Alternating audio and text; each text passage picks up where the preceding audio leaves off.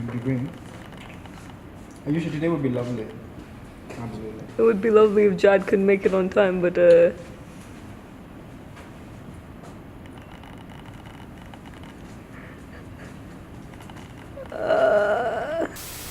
right. We've met, but nice to re-meet you. What do you guys think about non-linear and linear Okay. narratives? Do you want to go?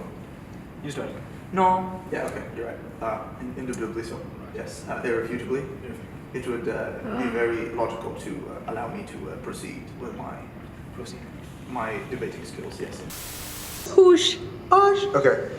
I think non-linear stories are so much more in-depth. It allows the viewer to have like an overall more detailed experience about the characters they're seeing. Because the flashbacks, like, they'll give you pieces of the story. You put together the rest of it based on your interpretation of it. And that gives you an idea of the character. And that character has a general focus, but they can also be what you want them to be.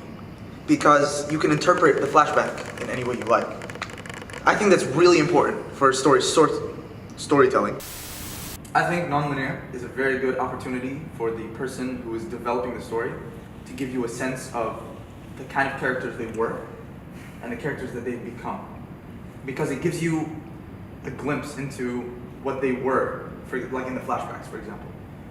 You have a flashback of the character, and that flashback will give you a general sense of what the character was like, but not definitive, it's not black and white, you know? So it's open to interpretation. So like you might perceive that character in a different way from someone else watching with you. And comparing that to how they are in the present day, like in the movie, or in the film, or whatever it is, it's a really good contrast. And it shows that character development, which I think is really good. Good storytelling will be able to do it really well. What was the question?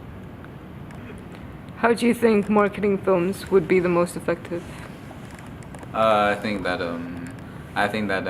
marketing films online or using online advertisements will be the most efficient and effective, as we could garner a higher audience much quicker than using local billboards or posters or any physical copies in general. Using digital copies and digital boards in general will just get a lot more people to know about the movie, a lot more people to just see the movie in general. But I think it's not just that, but I think using smart advertising, like what they did with It by having the red balloons like tied up to like the sewer like draining systems, or Oh yeah, that was pretty sick. or having like tiny little billboard posters for Ant-Man. That's like, I think that's also gets like a lot of people on, because those get spread virally as well. True. Yeah. Thank you very much, Hayshan. Okay, what is something that is lacking in current? Relax, are you still recording? Yeah. Big yikes. Okay, cut No, out. just start again. Okay, No, it's fine. You can record. Just cut. What is something that is lacking in current horror/thriller films that you think I should incorporate within mine? Aaron Angela William Benjamin. You want to start? It's quite a tough question, actually.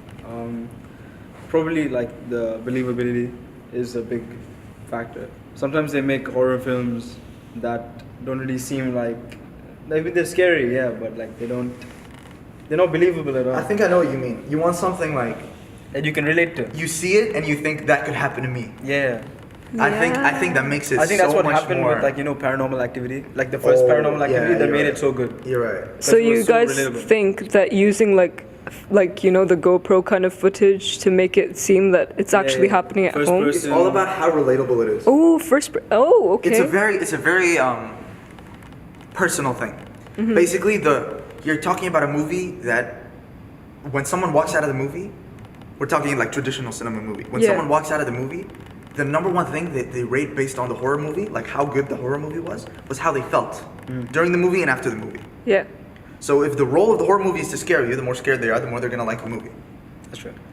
And going personal, going into something like in a house and just an average family, or like something that everyone has that you could put in the movie Yeah. to make it feel more real. Yes.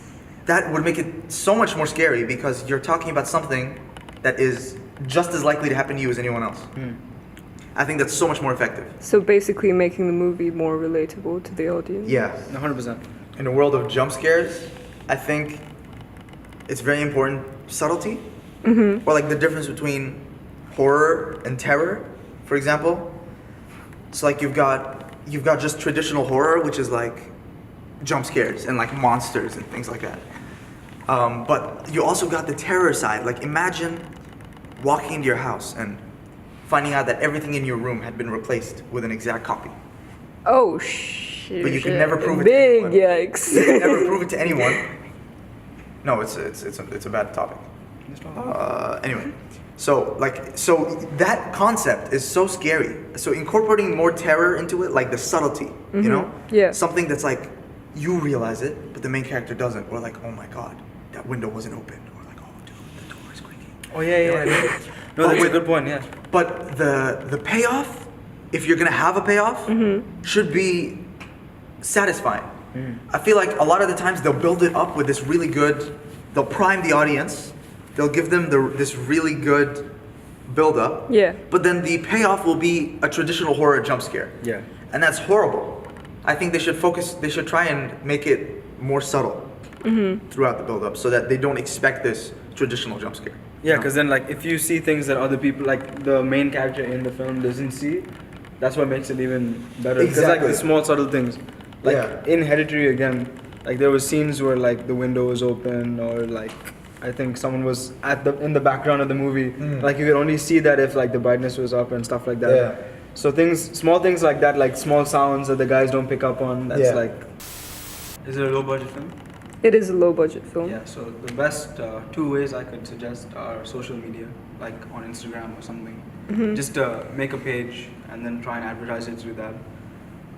Another way would be to make a movie trailer on YouTube, because putting it up on YouTube doesn't cost anything, but like production does.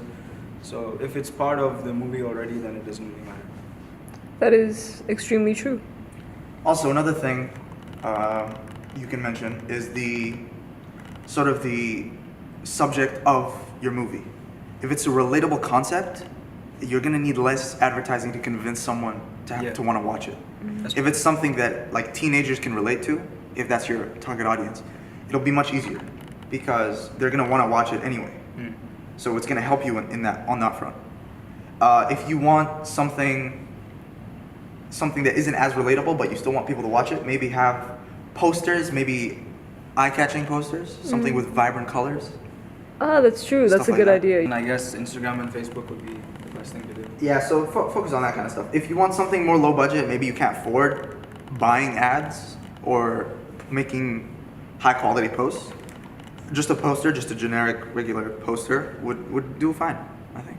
Thank you so much, my Oh. dude.